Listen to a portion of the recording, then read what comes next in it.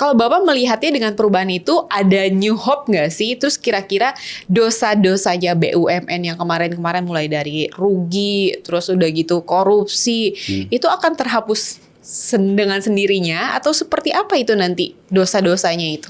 Kalau dulu saya ngelobi cukup satu menteri BUMN. Kalau sekarang Saya harus ngelobi kepala BUMN, kepala BPI Danantara. ada dua ya. Jadi bisa dibilang jadi nggak efisien dong ya? Oh iya.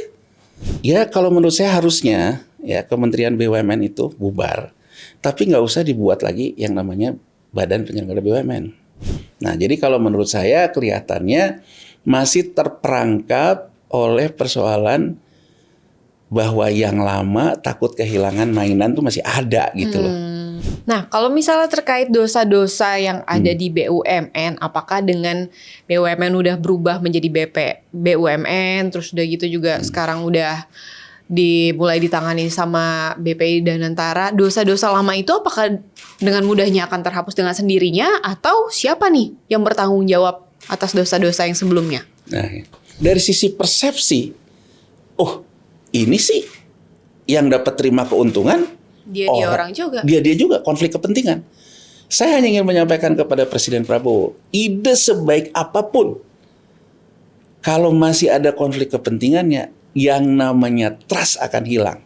Sejauh ini new hope-nya ada, tapi dari sisi kekhawatiran aja ya untuk dosa-dosa yang sebelumnya mungkin bisa terulang lagi di BPI Danantara ini. Jadi menurut saya yang baru direspon itu soal keberisikannya Mbak, bukan substansinya. Dan belum menyelesaikan dosa-dosa lama di BUMN.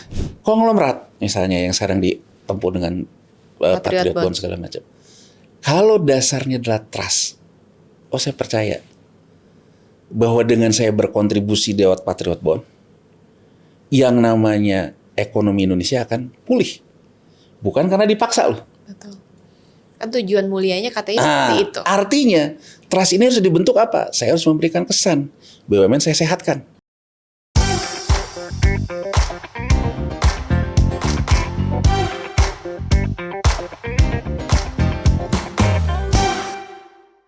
Assalamualaikum warahmatullahi wabarakatuh. Jumpa lagi di podcast Jurnalistik bersama saya Dila Hantika. Kali ini sudah ada narasumber saya yaitu pengamat ekonomi Pak Yanuar Rizky. Bapak apa kabarnya? Alhamdulillah baik Mbak Dila. Alhamdulillah baik. Pak, lagi rame nih kemarin kalau nggak salah kalau nggak Kamis Jumat ya peresmian akhirnya BUMN itu berubah menjadi BP BUMN. Kalau Bapak melihatnya dengan perubahan itu ada new hope nggak sih? Terus kira-kira dosa-dosanya BUMN yang kemarin-kemarin mulai dari rugi, terus udah gitu korupsi, itu akan terhapus dengan sendirinya atau seperti apa itu nanti dosa-dosanya itu? Oke, jadi gini Mbak Dila ya, kalau saya ngelihatnya ini kalau kita lihat New Hope gitu ya, menurut saya ada sesuatu yang didengar oleh Presiden Prabowo dan juga mungkin oleh beberapa anggota DPR ya. Karena terutama ketika amandemen ketiga, ini kan udah amandemen keempat nih terhadap Undang-Undang BUMN, amandemen ketiga yang kemudian melahirkan Danantara, ya Badan Pengelola Investasi Danantara. Di situ kan memang ada persoalan mendasar bahwa BPI Danantara dan BUMN bukan penyelenggara negara. Di situ ada juga masalah berarti BPI Danantara ini bukan lembaga negara. Sementara dia mendapatkan saham yang ada di neraca keuangan pemerintah pusat. Jadi ini di laporan keuangan pemerintah pusat ya di neraca pemerintah nih di neraca itu ada di sisi aset ya ada investasi jangka panjang itu adalah penempatan modal pemerintah di BUMN jumlahnya 3.800 triliunan. 3.800 triliun. Nah, ini kemudian berdasarkan amandemen ketiga yang sebelum sekarang itu diputuskan dialihkan ke BPI Danantara. Termasuk pemerintah yang tadinya terima dividen ya sekitar 84 triliunan, dividennya pun dikeluarkan dari APBN, dikeluarkan dari neraca keuangan pemerintah pusat. Nah, saya termasuk yang pada waktu itu mengkritisi kalau dengan undang-undang ini mengatakan bukan penyelenggara negara dan segala macam, ada sisi kekosongan uang yang pindah tadi dari neraca pemerintah pusat yang 3.800 artinya privatisasi total karena bukan penyelenggara negara lagi. Nah, kalau privatisasi total berarti kan hibah.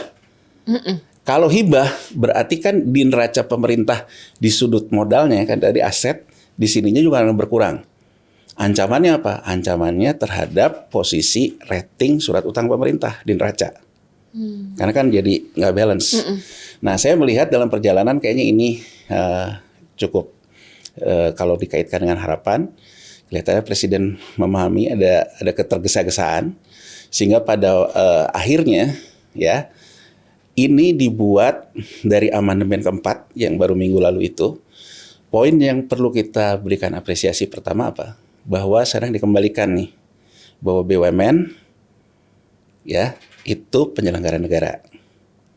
Jadi yang tadinya tidak bukan penyelenggara negara, benar dibalikan ke penyelenggara negara. Itu menurut saya artinya mengkoreksi ya apa yang keliru di persoalan pertama. Nah, kedua ya ada persoalan ketika yang namanya BPI Danantara didirikan masih ada Menteri Negara BUMN. Itu juga masalah. Gitu loh. Karena sebetulnya peran negara yang dalam hal ini pengelolaan aset negara itu sebetulnya bendahara negaranya Menteri Keuangan. Iya. Ketika dulu terakhir era Pak Harto, ya hak Menteri Keuangan ini diserahkan ke Menteri BUMN. Tapi sebetulnya pemegang kuasa terhadap aset negara itu Menteri Keuangan. Nah, kelihatannya ada sedikit politicking pada waktu amandemen ketiga. Karena mungkin ya nggak suka sama Menteri Keuangannya yang lama dan sebagainya ya. Diciptakanlah tetap ada kekuasaan yang namanya Menteri Negara BUMN yang sebetulnya sudah hilang. Karena Menteri Negara BUMN itu ya kepala BPI Danantara. Iya. Ya kan? Kalau dalam hal kuasa keuangan negaranya itu di Menteri Keuangan. Nah, ini kelihatannya juga yang direspon. Jadi dibubarin nih Menteri BUMN-nya. Nah, cuman dalam perjalanannya dari yang ditetapkan kemarin, menurut saya tidak cukup clear. Gitu ya. Nggak clear-nya? Nggak clear-nya karena yang tadinya Kementerian BUMN dirubah jadi Badan Penyelenggara BUMN. Jadi yang namanya saham seri A yang waktu itu di Menteri Negara BUMN dan saham seri B yang ada di Kepala BPI Danantara tetap ada. Tapi bedanya sekarang bukan Menteri Negara BUMN, tapi di Badan Penyelenggara BUMN. Menurut saya, ini simpelnya aja deh kita jelasin secara simpel gitu. Sekarang saya yang punya seri A, itu nanti Kepala Badan Penyelenggara BUMN, BP BUMN. Hak pemegang saham seri A yang menentukan agenda RUPS, putusan RUPS terkait dengan direksi komisaris BUMN.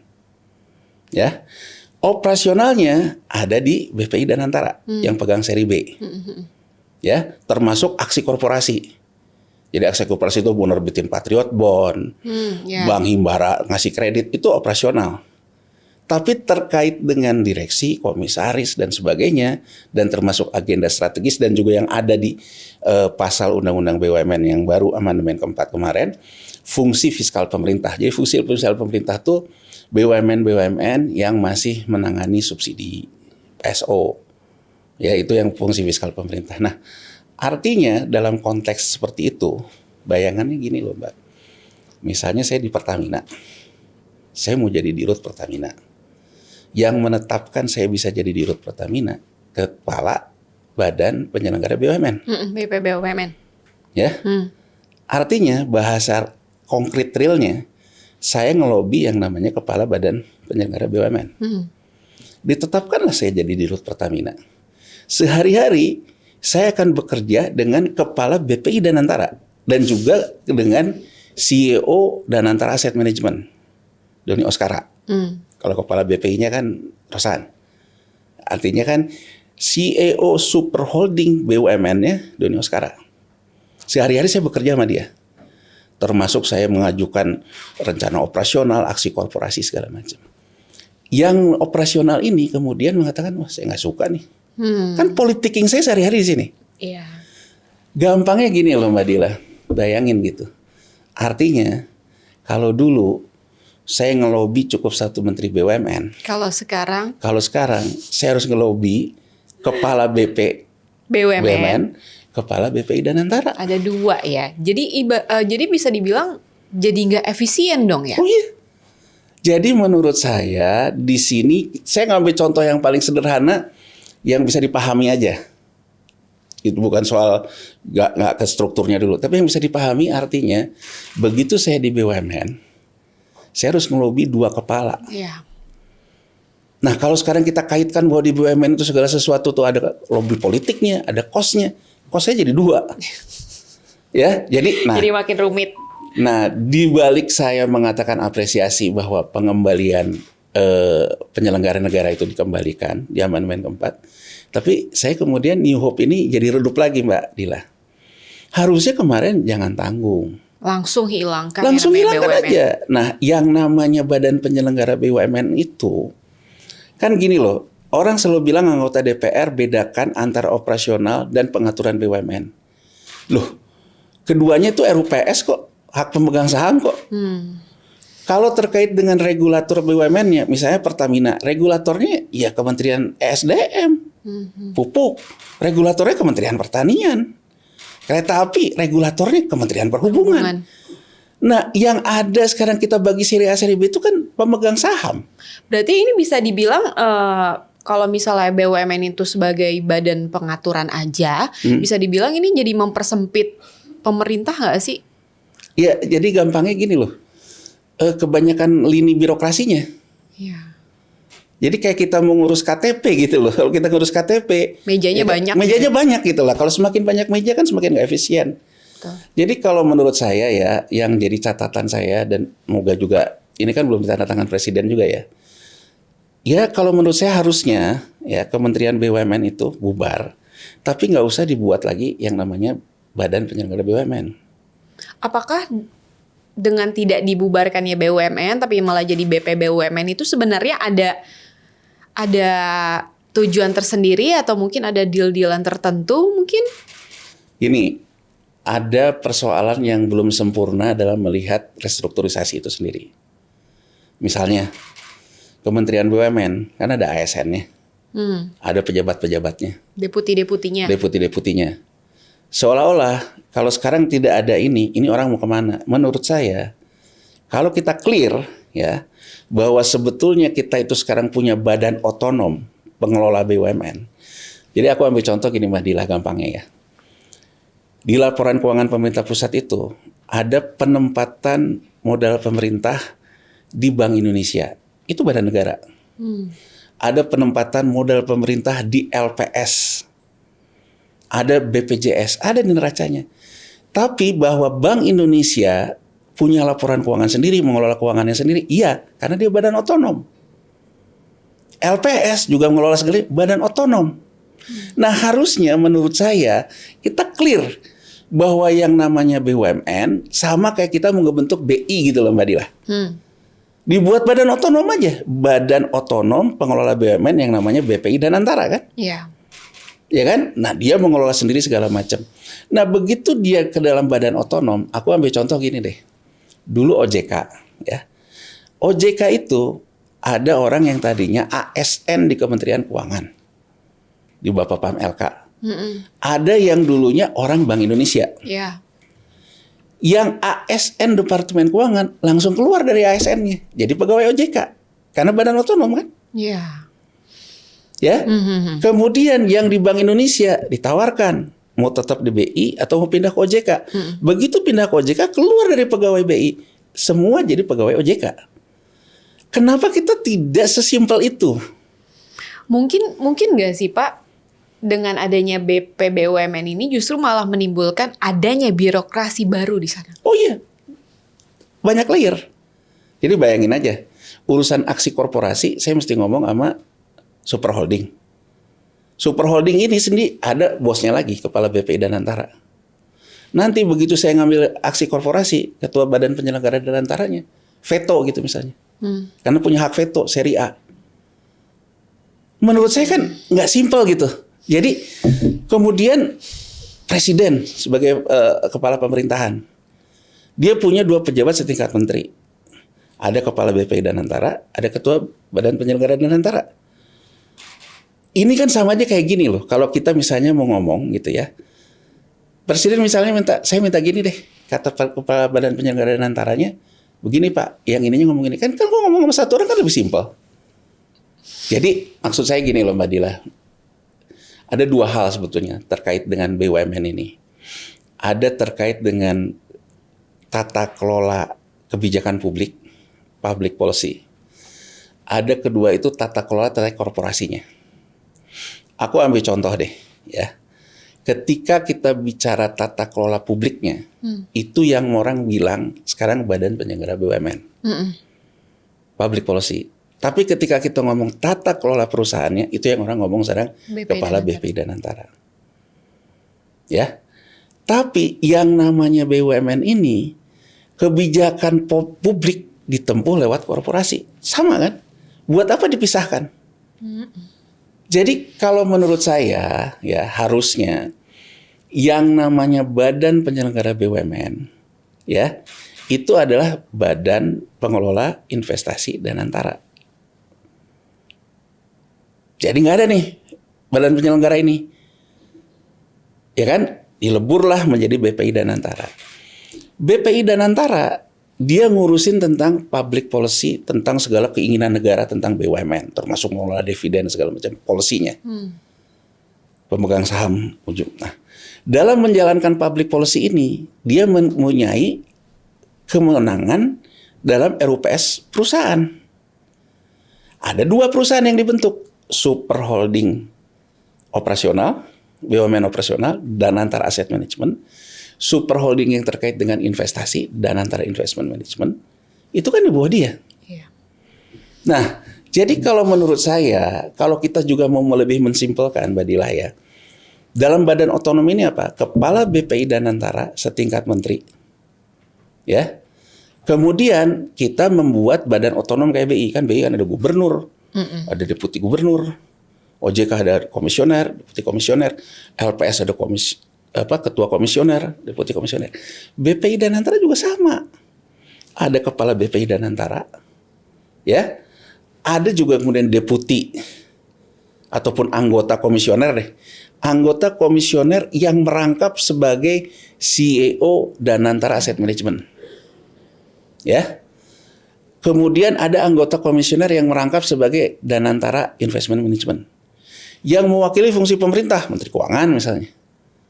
Ex officio yang mewakili kepentingan masyarakat, ya terserah pemilihan mau gimana, masyarakat. Isinya mereka orang-orang birokrasinya, orang-orang dari Kementerian BUMN, memutuskan RUPS, memutuskan kebijakan segala macam ada di komisioner ini kan. Yang isinya ketika mereka rapat ada yang ngurusin aset management, yang ngurusin super holding, ada yang ngurusin investment management, ada yang mewakili pemerintah, ada yang mewakili masyarakat. Selesai kan, simpel kan? Jadi maksud saya berhadapan dengan meja yang simpel, yang sederhana, langsung selesai. Nah, saya melihat bahwa spirit ini tidak terjadi nih di amandemen keempat. Nah, jadi kalau menurut saya kelihatannya masih terperangkap oleh persoalan bahwa yang lama takut kehilangan mainan tuh masih ada gitu loh. Padahal kan harusnya ya bahwa kalau institusinya memang kita ingin rubah, ya transformasi. Ketika dulu kita juga merubah, ada OJK kan, orang yang tadinya punya zona nyaman di lapangan Banteng ya gabung OJK. Orang yang tadinya nyaman di Tamrin ya gabung OJK. Perkara bahwa mereka adu kuat ya itu biasa dalam sebuah organisasi yang merger ya. Jadi maksud saya kan sebenarnya ini seolah-olah mengakomodir orang-orang yang mungkin masih perlu diberikan jabatan, dan menurut saya itu nggak efisien. Kan sama aja gini Mbak Dila, kalau menurut saya sudah tidak ada lagi orang yang semua terkait BUMN, karena juga udah pengelolaan dividennya, semua yang bayar gajinya ya Danantara aja. Kalau ini kan kepala badan penyelenggara masih ikut ke Menpan RB segala macam. Itu sih. Nah, kalau misalnya terkait dosa-dosa yang ada di BUMN, apakah dengan BUMN udah berubah menjadi BUMN, terus udah gitu juga sekarang udah dimulai ditangani sama BPI Danantara, dosa-dosa lama itu apakah dengan mudahnya akan terhapus dengan sendirinya, atau siapa nih yang bertanggung jawab atas dosa-dosa yang sebelumnya? Nah, artinya kita mempercayai penyehatan BUMN restrukturisasi BUMN, mengukur dosa dan sebagainya itu melalui yang namanya pembentukan BPI Danantara. Nah, artinya ya sekarang kalau kita bicara, ini gini loh Mbak, menurutku ya, kita ini terlalu mencampur adukan pemikiran, dicampur adukin, nggak jelas kita maunya apa. Saya ambil contoh. Di Cina ya tahun 2003 dia membentuk yang namanya Badan Pengelola BUMN. Hanya BUMN, tidak dicampur dengan yang namanya Sovereign Wealth Fund, SWF, investment. Isinya apa? Semua BUMN di Cina ketika dia 97, ya dia ahead the curve-nya itu artinya apa? Bahwa ini Asia mau krisis, kata Politbiro mereka di Kongres Partai Komunis Cina tahun 97, 1 tahun sebelum krisis moneter Asia. Ya, kemudian Politbironya menetapkanlah Zhu Rongji sebagai Perdana Menteri yang tadinya Gubernur Bank Sentral. Makanya kan orang selalu ngomong Cina itu jadi kapitalis itu kan, karena orang yang melakukan restrukturisasinya orang monetaris bekas Gubernur Bank Sentral, namanya Zhu Rongji. Nah, dia kemudian melakukanlah yang namanya negara ini punya uang apa sih? Uang APBN, fiskal. Uang moneter, bank sentral. Dan uang ketiganya, badan usaha milik negara itu. Nah, dia melakukanlah yang namanya 3 moderasi ini. Gimana caranya uang negara, uang moneter, dan uang BUMN ini bisa bekerja. Apa yang dilakukan? Dia restrukturisasi. Pertanyaan Mbak Dila tadi, apa yang dilakukan Cina? Dia melakukan yang namanya beginning balance preparation audit lah istilahnya. Jadi ketika BUMN ini disatukan, diaudit dulu. Secara investigasi, ini dulu dosanya apa nih? Overheadnya. Misalnya orang yang sekarang bilang gitu, kenapa sih harga Pertalite kita, harga Pertamax kita 13.000, di Malaysia 7.000. Itu secara akuntansi Mbak Dila. Artinya ada harga pokok produk kita yang harus kita lihat. Datangnya dari mana nih? Bisa jadi datangnya itu dari alokasi investasi masa lalu yang cost overrun istilahnya. Jadi aku kasih gambaran gini. Misalnya aku buat kilang minyak, ya harus itu 100, loncat jadi 200 Mbak Dila. Kalau loncat 200, maka aku akan alokasikan uang depresiasi terhadap harga pokok produk dari 100 ke 200 kan lebih gede. Yeah. Ini yang bisa menjelaskan kenapa harga pokok produk Pertamax kita lebih tinggi dari harga pokok produknya Petronas. Itu ya. Nah, begitu kita melakukan ini, oh ini akibat dulu ada cost overrun di masa lalu. Cost overrun masa lalu ini betul-betul memang tidak bisa dilakukan atau korupsinya. Cina, dia tegas. Begitu ini terkait korupsi, orang yang teringat terhadap ucapan Zhu Rongji, sediakan 1 peti mati, kalau kita semua korup 1 peti mati terakhir buat saya. Itu kata Zhu Rongji kan. Jadi Cina memulailah era, ya pada waktu itu, semua orang yang bertanggung jawab terhadap dosa yang dikatakan Mbak Dila tadi, bertanggung jawab. Bertanggung jawab caranya gimana? Balikin duitnya, seperti yang dikatakan oleh Presiden Prabowo. Ya kan? Kalau enggak, ya hukum mati kan Cina ya. Iya.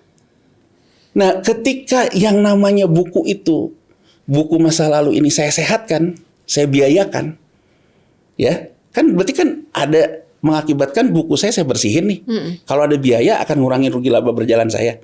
Tapi bukunya bersih kan? Yang bertanggung jawab terhadap hal ini dilakukan 2 hal. Ganti uangnya atau dia kena pidana. Itu yang dilakukan Cina. Nah, Cina setelah dia melakukan bersih ini, barulah di 2003 dia membentuk yang namanya SASAC, SASAC. SASAC itu kalau di kita apa? Danantara Asset Management. Tempatnya Doni Oskara. Jadi dia tidak melambung gitu loh, mencampur adukan dengan SWF dengan segala macam ya. Nah, SASAC di 2003 ini dengan buku yang udah bersih, udah punya holding badan negara loh. Badan negara SASAC gitu ya, badan negara ini. Dan ketika dia bersih dan di 2008 dengan bukunya yang udah bersih ini udah berhasil menghasilkan dividen tunai. Nah, pada saat yang sama terjadi krisis keuangan di Amerika Serikat. Bank Sentral Cina, Public Bank of China, mengalami laba moneter yang naik tajam. Karena Amerikanya krisis kan. Nah dia ada foreign reserve-nya menjadi laba moneter. Barulah Cina membentuk yang namanya CIC, China Investment Corporation, SWF. Kalau tempat kita tempatnya Pandu Sahril ini. Dan antara investment management itu. 2008 barulah Cina membentuk SWF-nya yang namanya China Investment Corporation. Duitnya dari mana? Dividen tunainya Sasak, laba moneternya Bank Sentral. Itu duitnya. Nah, jadi jangan kita campur adukin dulu segala macamnya nih. Harus dulu ya. tuntasin. Nah, jadi saya ingin menjawab pertanyaan Mbak Dila tadi. Makanya menurut saya organisasinya pun harus efisien, ramping. Siapa yang bertanggung jawab? Ya, harusnya bahwa badan penyelenggara BUMN itu nggak ada, adanya kepala BPI Danantara. Tugas dia pertama sekarang ini apa? Restrukturisasi BUMN yang Danantara Asset Management. Termasuk kita harus memilah nih, mana BUMN harus merger, harus akuisisi, mana BUMN harus dihilangkan segala macam. Terkait dosa-dosa tadi, menurut saya, ya kita harus lakukan penegasan. Yang melakukan jadinya sekarang BP BUMN atau BPI Danantara? Kalau sekarang nggak jelas nih, ada BP BUMN, ya, tapi operasionalnya di BPI Danantara itu pun juga Danantara Asset Management. Begitu bisa Danantara Asset Managementnya mengatakan, oh nggak bener nih. Berarti dosa-dosanya nanti akan terhapus seiring berjalannya waktu dong. Nah, artinya gini Mbak, dengan sekarang ada BP Badan Penyelenggara Danantara, ada BPI Danantara. BPI Danantara pun masih di bawahnya lagi. Ada Danantara Asset Management. Ada 3 layer loh.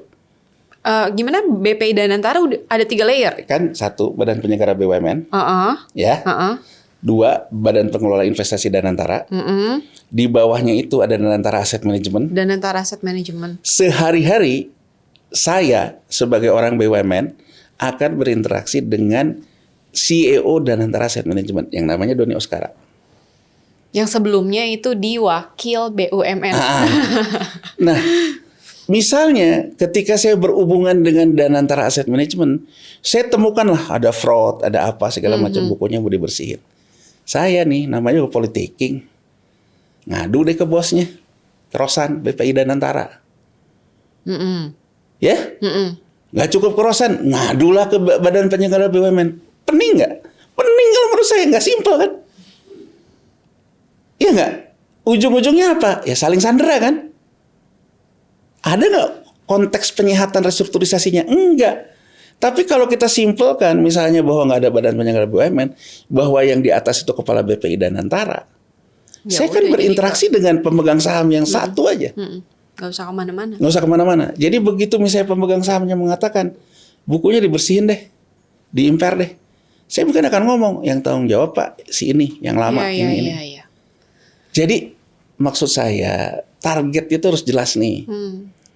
Mungkin kita tuh jangan melambung-lambung dulu, beresin BUMN dulu, sehatkan dulu. Begitu dia sehat nanti kita bisa mendukung lah yang namanya investment manajemennya. Ini kan dicampur adukin ya. Iya. Nah, jadi nanti kabur dengan sendirinya aja dong dosa-dosa yang sebelumnya dilakukan oleh perusahaan plat merahnya pemerintah ini. Jadi key performance indikatornya menjadi tidak jelas, Mbak. Ya pengen jadi pembiayaan pembangunan. Ya pengen yang presiden katakan enak aja lu. Kan gitu kan presiden selalu ngomongkan orang-orang BUMN. Campur aduk nih KPI-nya. Tapi organisasinya tidak menunjukkan bahwa arahnya kita tuh mau melakukan simplifikasi, reformasi, dan strukturisasi, nggak kelihatan. Jadi makanya kan coba campur aduknya. Ya, untuk pembiayaan pembangunan terbitin Patriot Bond. Itu yang Danantara Investment Management. Iya. Kenapa muncul kayak gini? Nih Mbak, ya coba lihat. Kepala BPI Danantara ya selalu mengatakan akan mencari pinjaman luar negeri. Ini udah dilakukan nih. Ya, sindikasi bank asing segala macam. Artinya bahwa sebetulnya kita tuh belum punya dividen tunai Mbak Dila. Untuk membiayai Danantara Investment Management. Kenapa? Karena BUMN harus disehatkan. Iya. Ya, BUMN harus disehatkan. Artinya agar kita punya dividen tunai, kita sehatkan dulu BUMN-nya yang di dana antara aset manajemen. Tapi karena juga punya ambisi pengen punya investment management, akhirnya aset yang kan gini loh. Di BUMN yang super holding ini yang dikatakan Presiden 14.000 triliun, 16.000 triliun, itu kan aset. Bukan cash flow. Kalau saya sekarang mau melakukan investasi, kan saya butuh cash flow, bukan aset. Betul. Aset bisa dipakai untuk investasi apa? Ya asetnya dipakai untuk berhutang kan?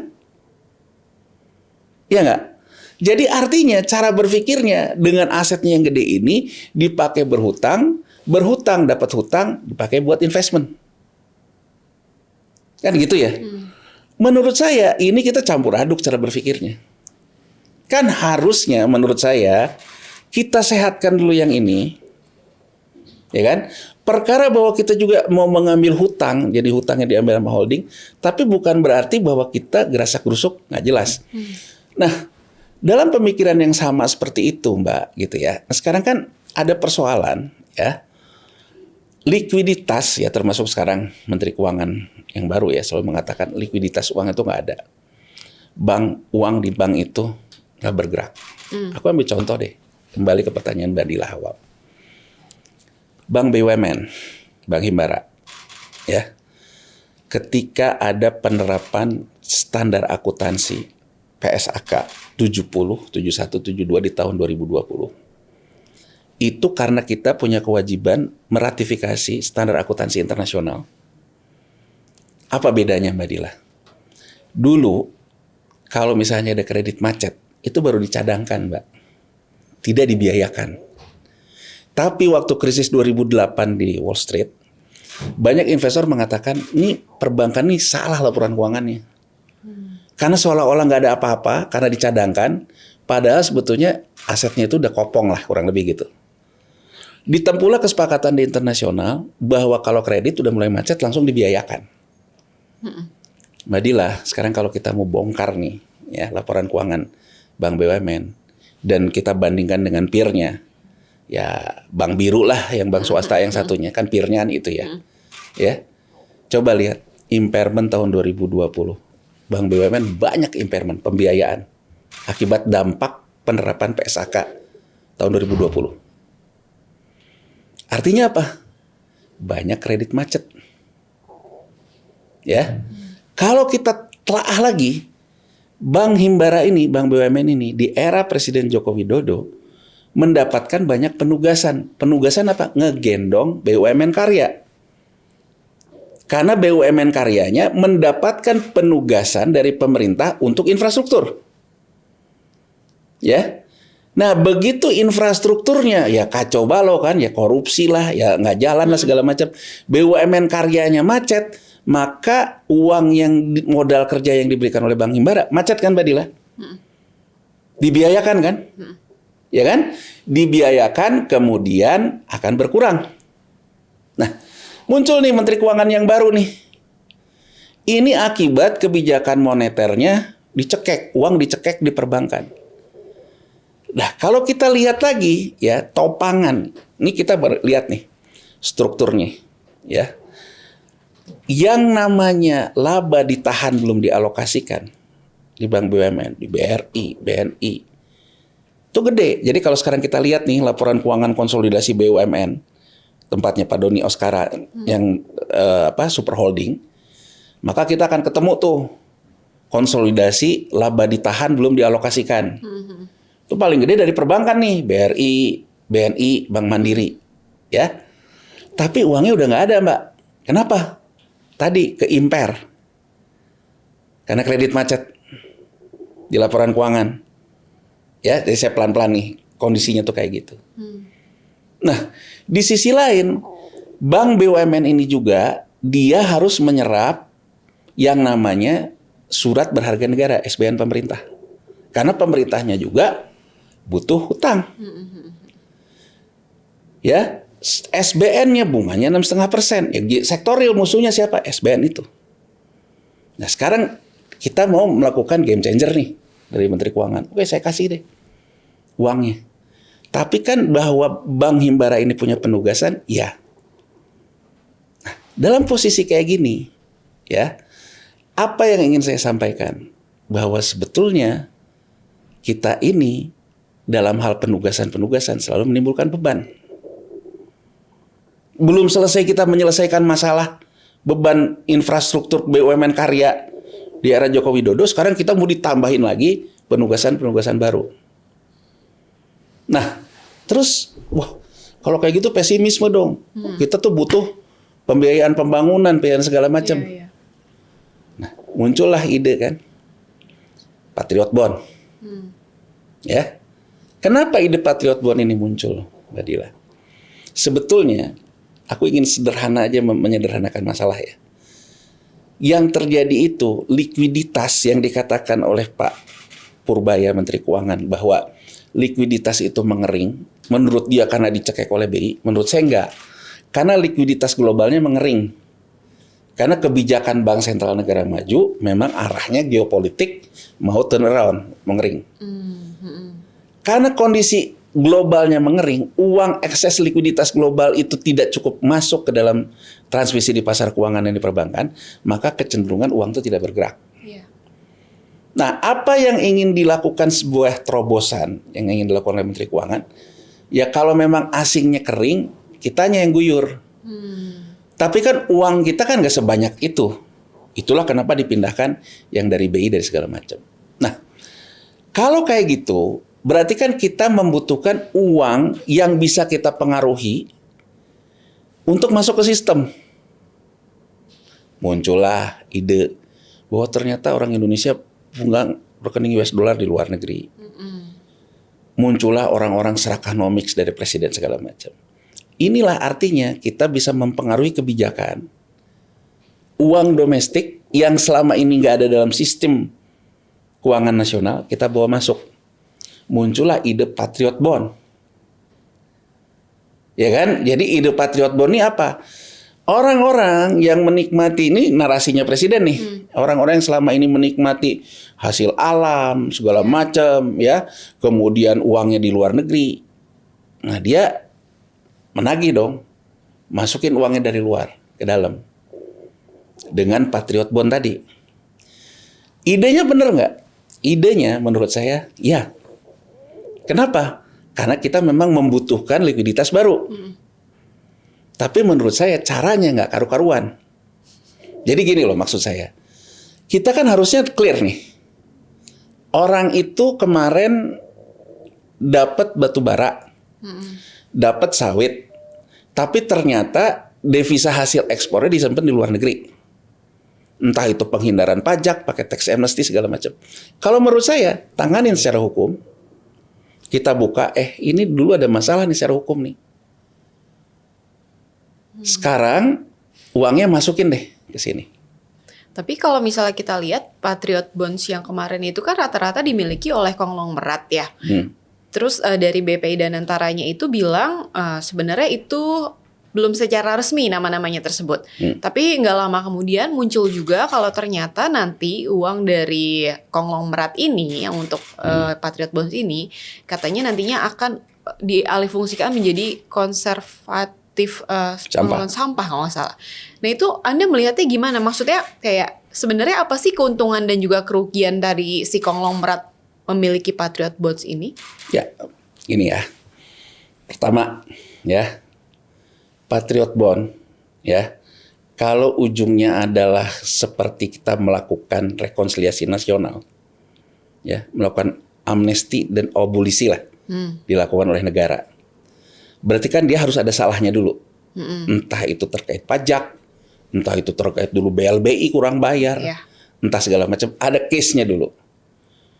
Ada case-nya negara kemudian ingin melakukan out of court settlement namanya. Penyelesaian di luar peradilan. Ya. Berarti kan presiden sebagai kepala negara mengumpulkan orang-orang punya masalah ini. Sekarang kita melakukan yang namanya pindana pengganti dengan perdata. Balikin duitnya. Ya kan? Kalau nggak bisa, ya Anda kena pidana. Kan idenya begitu. Ya, idenya uang itu masuk akibat ada persoalan di masa lalu. Nah, Bisa juga caranya win-win soft deh. Udah deh, kita nggak usah ngomongin deh Gak usah ngomongin masa lalu. masa lalu. Sekarang kan kamu punya uang di luar, masukin deh ke sini. Ya kan? Tapi bunganya rendah, 2%. Itu ide Patriot Bond itu. Tapi dosanya terlupakan gitu. Ya kalau sekarang seolah-olah seperti itu. Dan kemudian ya, dalam aksi korporasi ini, uang Patriot Bond itu mau dipakaikan untuk investasi pembiayaan pembangunan luar APBN. Pertanyaannya mengatakan, Danantara ya, mengatakan bahwa itu akan dipakai untuk pengelolaan sampah. Ya saya sebagai analis begini, saya lihat emang siapa sih yang punya bisnis sampah gitu ya. Nah muncul ternyata yang salah satunya adalah Toba. Pendapat saya Mbak Dila, loh Syahrir kan, Pandu Syahrir yang punya Toba. Kalau sekarang dia memang udah keluar, dia mengatakan dia udah keluar dari Toba. Tapi sekarang kita search deh, managing director di Danantara. Yang bekas orang Toba banyak banget, termasuk Pandu Syahrir nih.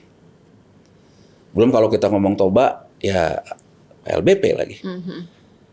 Menurut saya, dari sisi persepsi, oh ini sih yang dapat terima keuntungan, Dia orang juga. Dia juga, konflik kepentingan. Saya hanya ingin menyampaikan kepada Presiden Prabowo, ide sebaik apapun, kalau masih ada konflik kepentingannya, yang namanya trust akan hilang. Masyarakat akan menganggap, ya ini sih dipakai jadi mesin untuk keuntungan Anda sendiri. Yang Mbak Dila katakan tadi tentang bahwa kita ini Danantara ini pertobatan nasional, BUMN itu udah nggak ada lagi konflik kepentingan, hilang dengan sendirinya begitu kita melihat bahwa yang punya proyeknya dia orang juga. Sementara Mbak Dila, energi sampah yang jadi energi itu nanti standing buyer siapa? PLN karena listrik. Bayangin nih, Anda akan membangun pengelolaan sampah. Uang Anda investasi dapat dari Patriot Bond. Begitu nanti bisnisnya jalan, standing buyer-nya TOP, take or pay oleh PLN. Enak kan bisnis kayak gitu? Gitu lagi ya berarti. Nah, kan kesan itunya ada. Beda kalau gini loh Mbak Dila. Misalnya anggap saja kita buat koperasi merah putih ngurusin sampah di Kabupaten A. Ya. Koperasi merah putih segala macam, sekuritisasi. Jadi gini loh, mesin untuk pengelolaan sampahnya itu disekuritisasi atas nama Koperasi Merah Putih Bekasi misalnya. Ya kan? Anggotanya siapa? Anggotanya masyarakat di situ. Sekuritisasi ini dimasukinlah uang dari Patriot Bond tadi. Itu lain loh. Iya, kalau itu beda. Berarti itu ini sama aja kayak penyakit dulu di BUMN datang lagi nih ke BP Danantara. Iya. Nah, kalau menurut Bapak gimana caranya gimana jaminannya supaya Danantara itu nggak jadi super holding yang jadinya cuma pemain tunggal? Makanya menurut saya institusinya gini loh, aku ingin mengambil gambaran gini Mbak. ICOR kita itu kan tinggi ya, 6,7. Jadi jumlah investasi capital output yang dihasilkan dari satu investasi itu mahal, nggak efisien. Orang yang mengatakan ICOR ini Profesor Sumitro Johadikusumo. Jadi menurut Profesor Sumitro, sepanjang yang saya tahu, kalau kelembagaan ekonominya buruk, jangan tambah uang fiskal karena akan bocor. Artinya kalau sekarang kita kembali kepada apa yang dikatakan oleh Prof Sumitro tahun 80, kelembagaan ekonominya harus kita betulin. Menjawab pertanyaan awal Mbak Dila tadi. Artinya pembenahan institusinya harus kita betulin dulu. Baru kita ngomongin tentang mau pakai patriot kek, mau pakai fiskal kek. Pembenahan institusinya. Nah menurut saya pembenahan institusi tidak dilakukan, ini langsung lompat-lompat. Jadi pertanyaan Mbak Dila tadi, harusnya kalau kita tidak ingin mengulang lagi, kita belajar hal baik dari Cina. Bersihin dulu. Institusinya dibetulin dulu. Lembaga Danantaranya jadi dulu dengan governance-nya, baru kita bicara mau pakai apa. Jadi jangan dicampur adukin.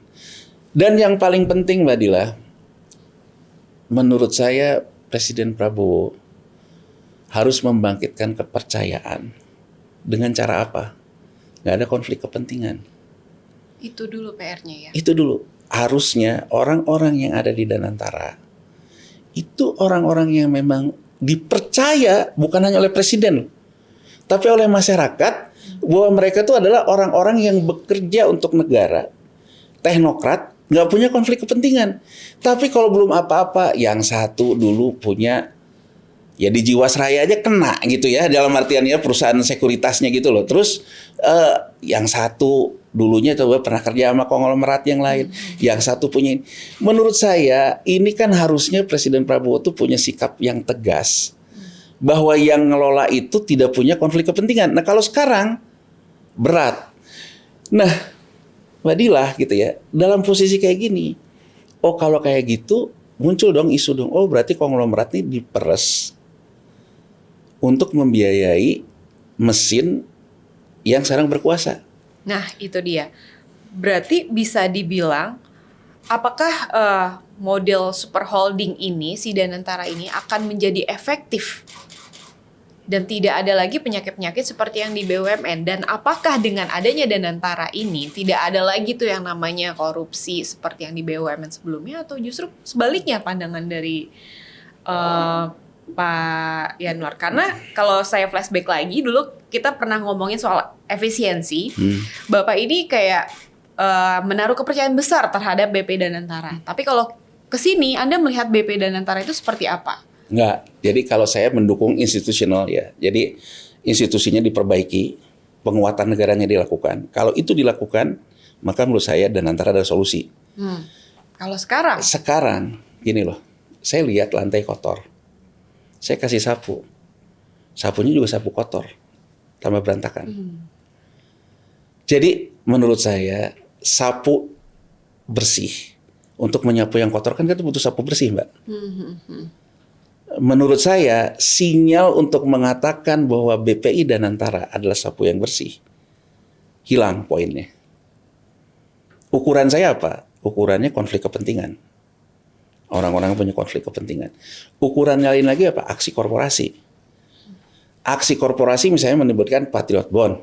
Uangnya dipakai untuk sampah. Yang punya proyek sampah siapa? Kedua, ternyata bayangan saya bahwa ini bagian dari amnesti terhadap persoalan lama. Itu juga enggak, karena Kepala BPI Danantara, kalau kita Google sekarang, Pak Rosan mengatakan bahwa pengusaha yang pegang Patriot Bond boleh mengagunkan untuk jadi agunan kredit ke Bank Himbara. Jadi Mbak Dila, sekarang misalnya yang muncul banyak berapa pengusaha? Pengusaha yang paling gede kan masing-masing 3T. Ya. 3T. Saya dapat beli Patriot Bond 3T. 3T bunga 2%. 3T Patriot Bond ini tradable marketable securities. Jadi surat berharga yang bisa diperdagangkan. Sama kayak SBN kan ada pasarnya. Bank artinya boleh ke sini. Karena aturan perbankan, bank itu hanya boleh ngambil surat berharga yang ada pasarnya. Jadi aku kasih gambaran. Kenapa dulu jatuh Bank Senturi? Bank Senturi itu banyak ngambil promissory notes dari rumahnya sendiri yang tidak ada pasarnya. Makanya disebut dengan surat berharga bodong. Akibat Senturi itu kita sekarang udah berubah modelnya. LPS dan sebagainya harus ada surat berharga yang ada pasarnya. Sekarang ke Patriot Bond, saya taruh, saya punya 2%. Saya datang ke bank. Ini boleh dijadiin, saya datang ke Bank Himbara. Ini boleh dijadiin jaminan. Saya baca jawaban di RUT BRI kalau nggak salah, ya kita lagi hitung LTV-nya berapa, loan to value. Jadi kalau sekarang saya pegang Patriot Bond 3 triliun, saya tuh boleh dapat hutang berapa, itu katanya lagi dihitung. Tapi bayangin oleh Mbak Dila, kalau 3 triliun, saya bisa leveraging dari 3 ke 30, itu kan bisa terjadi. Iya. Iya kan, karena kan leveragingnya kan, berapa persen kan. Bayangin, saya taruh 3T, dapat 2%, tapi saya bisa dapat uang dari Bank Himbara sesuai leveraging LTV-nya. Dapat duit saya. Ya, nah ambil contoh deh. Uang 200T yang dipindahkan oleh Menteri Keuangan ke Bank Himbara. bunganya 80% dari repo BI, Mbak. Ya. 80% sekarang 4% deh. Pemerintah minta 4%. Ya. Pemerintah bilang nggak boleh ke SBN, tapi pemerintah tidak melarang kan ke yang namanya pemberian kredit. Bahkan Menteri Keuangan bilang harus diberikan kredit. Apa coba yang kita bisa lihat game plan-nya? Pemerintah mengalihkan 200T ke Bank Himbara. Nanti konglomerat yang punya Patriot Bond datang. Kasih saya kredit agunan saya yang ini. Duitnya yang mana? Yang tadi ya, 200T tadi. 200T. Dari sini aja saya udah dapat gambaran apa? Patriot Bond 51T, pemerintah naruh 200T, berarti LTV-nya berapa? 4 kali. Ini dugaan memang ya, kan kita masih lihat. Tapi dugaan saya sebagai analis, saya melihatnya gini, oh pemerintah kasih duit, ya kan Mbak, yang hanya boleh untuk pembiayaan kredit sektor real, nggak boleh dipakai beli SBN. Ada Patriot Bond 50 sama 200, berarti LTV-nya bayangan saya 1:4. Ya. Nah, sekarang Mbak, Bank ambil nih dari pemerintah 200T. Orang dulu ngomong, kalau 4%, mana kuat sektor realnya, karena ada BOPO, ada apa, ujung-ujungnya 10%. Sementara di SBN 6%. Lah sekarang, dengan saya masukin Patriot Bond 2%, berarti kan yang namanya cost of fund-nya perbankan, yang mesti bayar ke pemerintah 4%, 2%-nya dikasih sama Danantara. Iya. Jadi gini loh Mbak, aku ingin gambarin ya sekarang mekanisme sederhananya nih. Pemerintah, Menteri Keuangan, naruh uang, harus bayar 4%. Datang nih orang yang mau minjem kredit, kasih Patriot Bond. Patriot Bond-nya itu ada 2%. 2%-nya karena dijamin kan, jadi punya bank dong. Iya. Berarti 4% pemerintah, 2%-nya udah dibayar sama siapa? Ya sama Danantara. Iya kan? Sisanya lagi dibayar sama siapa? Yang ngambil kredit. Yang ambil kredit. Nah, menurut saya dengan gambaran kayak gitu aja, berarti kan ini sebetulnya kembali ke pertanyaan Mbak Dila. Ya ini apa? Anggur yang sama hanya botolnya beda gitu loh. Ya kan the old wine in a different bottle gitu loh. Jadi artinya bahwa ini tetap memabukkan, tetap punya resiko, tetap punya kesan konflik kepentingannya kesannya sangat terasa, dan apa yang terjadi gitu ya akhirnya tidak memberikan benefit value creation ke masyarakat sih. Nah, terkait dengan masyarakat, kalau pandangan dari Bapak, bagaimana sih mekanisme akuntabilitas BPBUMN yang bersifat regulator kan ya sekarang ya? Sementara kekuatan bisnis penuhnya ini ada di Danantara yang sebagai operasionalnya. Siapa sih yang memastikan kepentingan rakyat ini tetap terjaga? Kalau berdasarkan konstruksi amandemen keempat, Kepala Badan Penyelenggara BUMN. Tetap BPBUMN ya? Tetap BPBUMN. Itu yang menjamin pelaksanaan untuk masyarakat.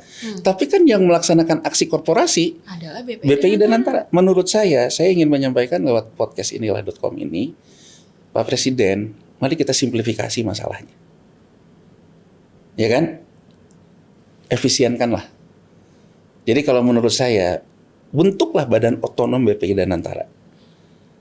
Nggak ada tuh badan penyelenggara. Ya badan penyelenggara itu ya BPI Danantara. Jadi dia mengatur operasional, dia mengatur urusan masyarakat di satu orang, Mbak.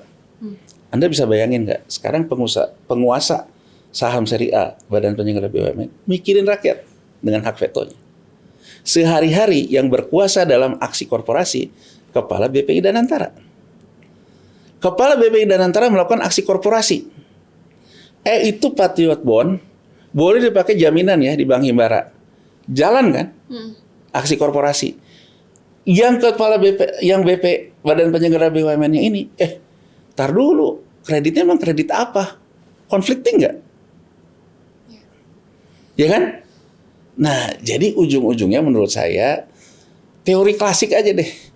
Semakin banyak meja, semakin banyak biaya. Aku ingat gini deh. Aku ambil contoh deh.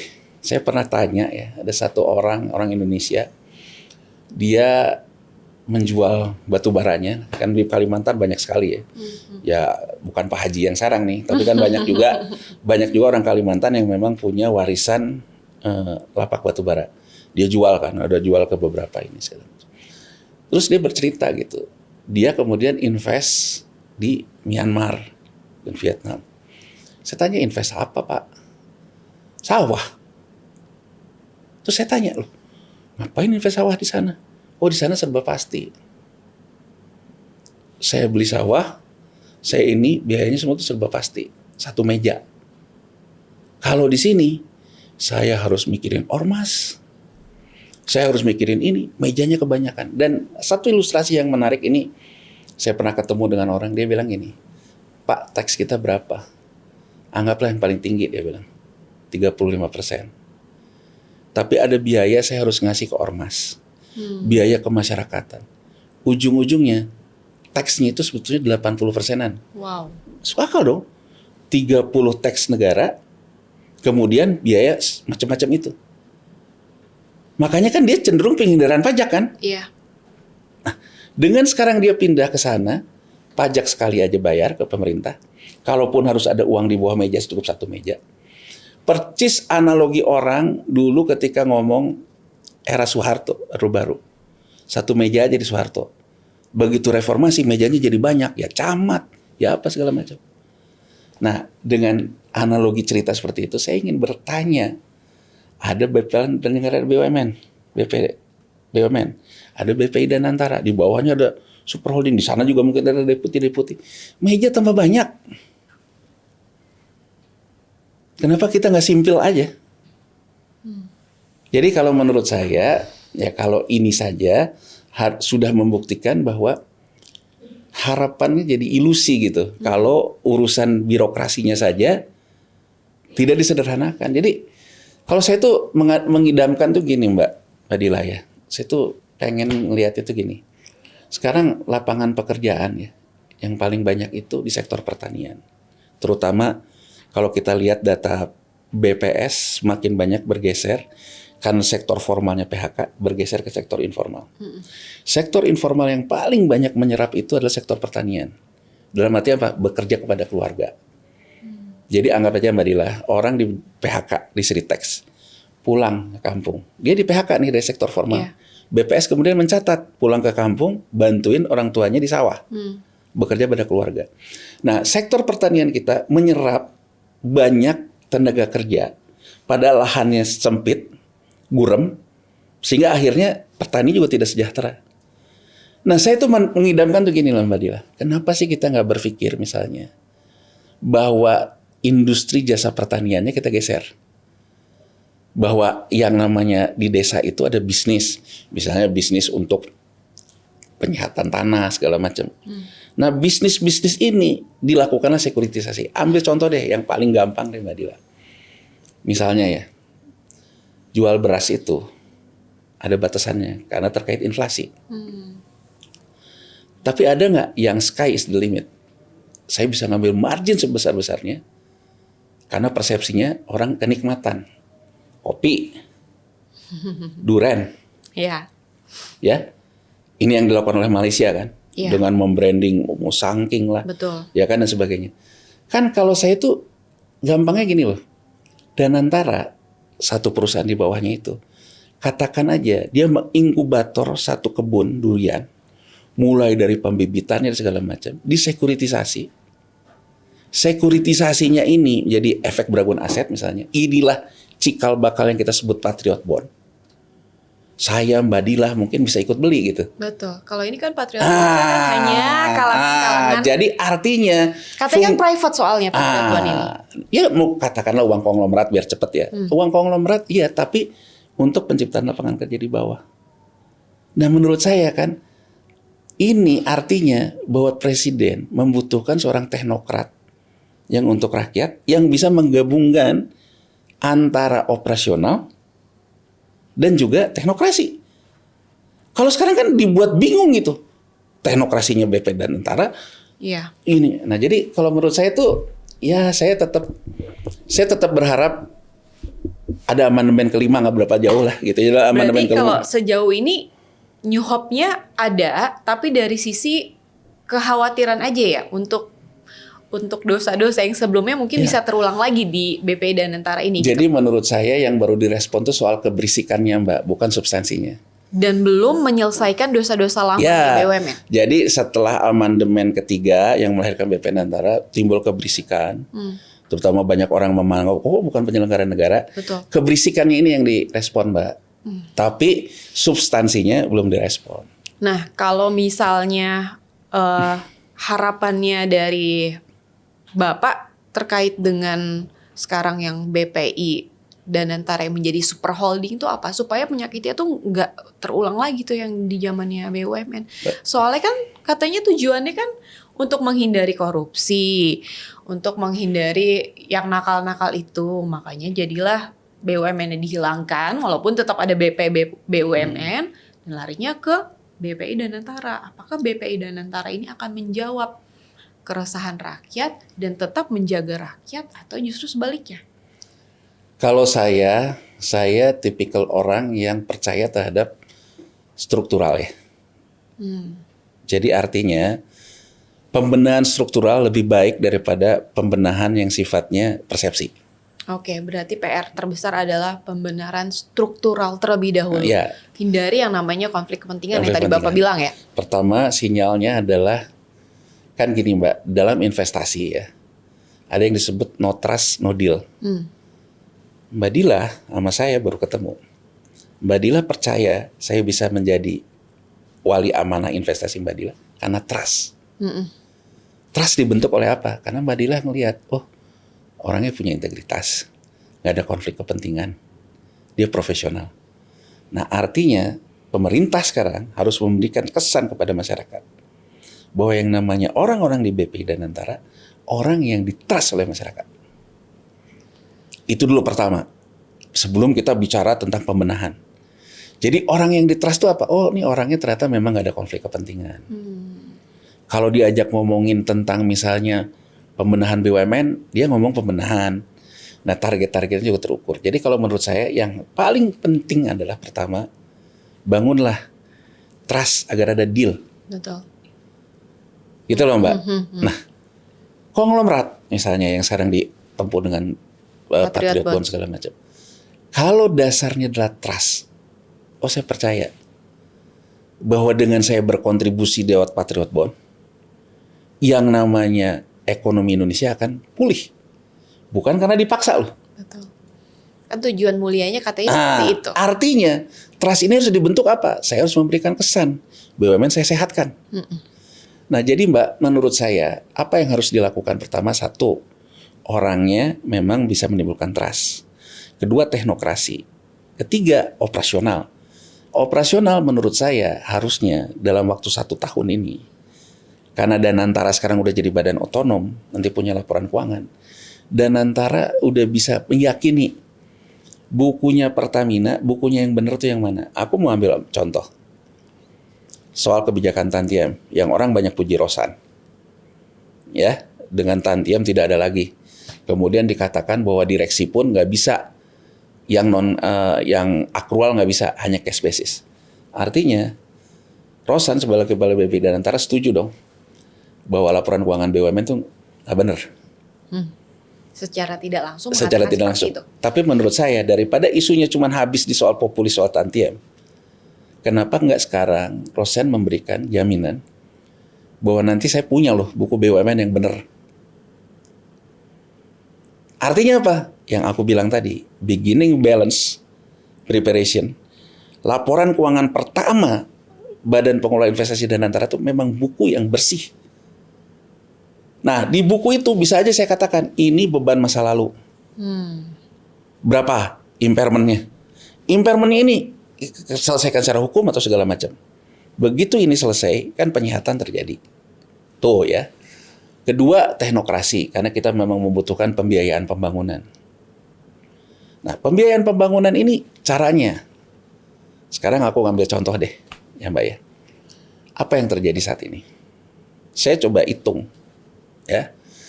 Jadi rasio wealth, ya. Jadi wealth itu nilai aset residence. Jadi residence tuh orang-orang yang ada tinggal di Indonesia, saya, Mbak Dilah dan semua ini. Asetnya itu kan ada 2, aset properti, tanah dan sebagainya.